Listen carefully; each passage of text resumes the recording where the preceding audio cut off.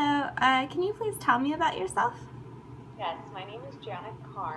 I was raised in Utah, which made me love the mountains and the outdoors. And I spent a lot of time doing outdoor activities with my family and friends. And I have spent a lot of time traveling in my teenage and young adult years. And it's made me love a lot of learning about culture and language and history. And it's made me a very effective packer as well.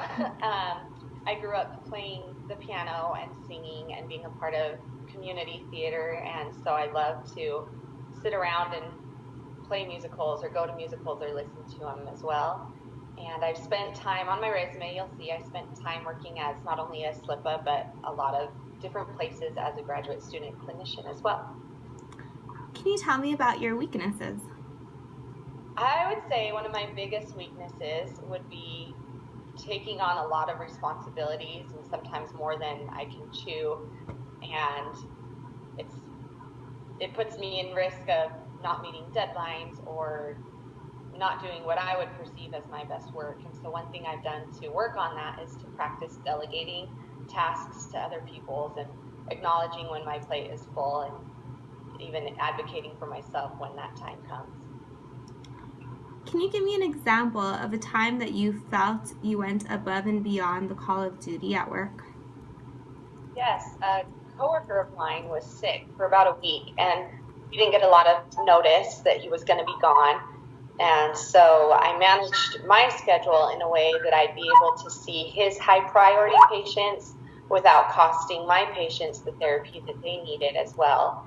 And it did require me to stay later than I usually do, but no one asked me to do it, and I knew it would mean a lot to my coworker and his patients, so I went ahead and did it.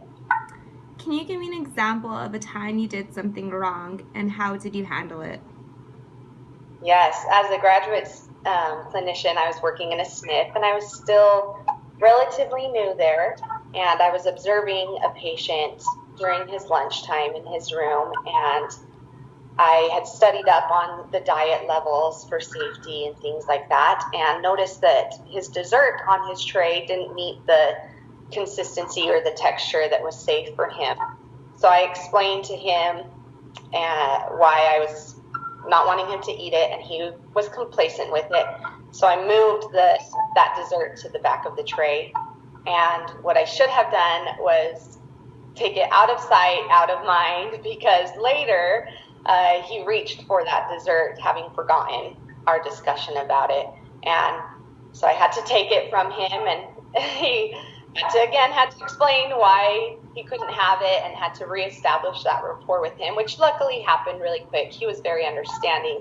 But one, it was ultimately his safety, and had I been out of the room or anything like that, it could have led to something more. So I learned, and never again had that situation. I learned to take it off the tray immediately, get it out of their sight. And then as well, I went and talked to the kitchen afterward to make sure that we were on the same page. And I think it's good to have that open relationship with staff as well, so that you can have those conversations if they do come up. What salary are you seeking?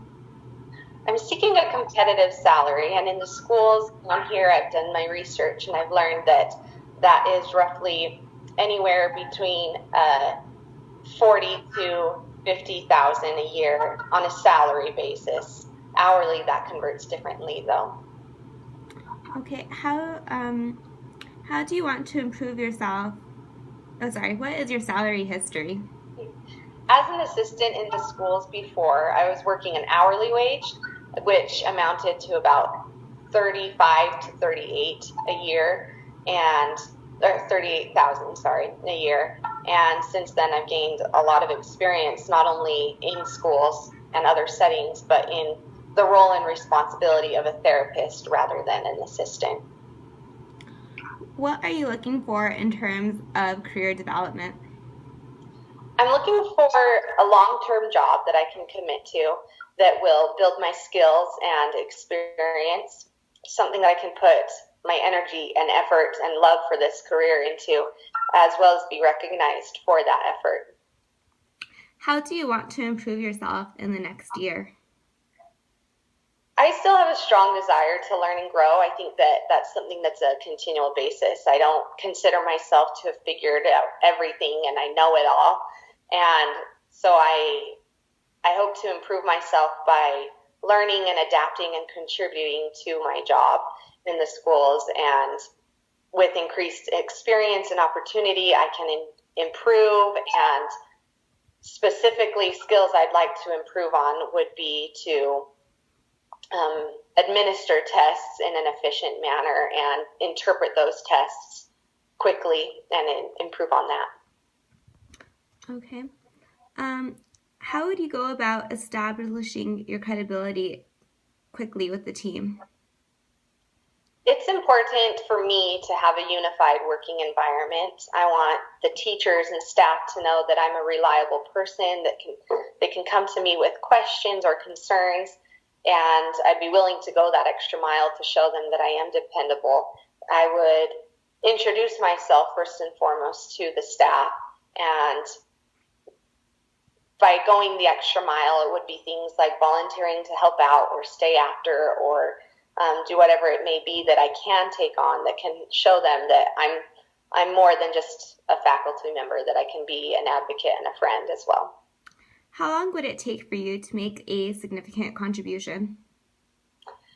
I feel that due to my extensive experience and background in the schools and an assistant and graduate clinician, I'm very comfortable with making schedules and knowing how to organize my caseload. And so therefore I don't see it taking too long to be able to contribute to it, because some of those basic things I feel I have under my belt already, and I'd be able to dive in quickly with the actual therapy. What techniques and tools do you use to keep yourself organized?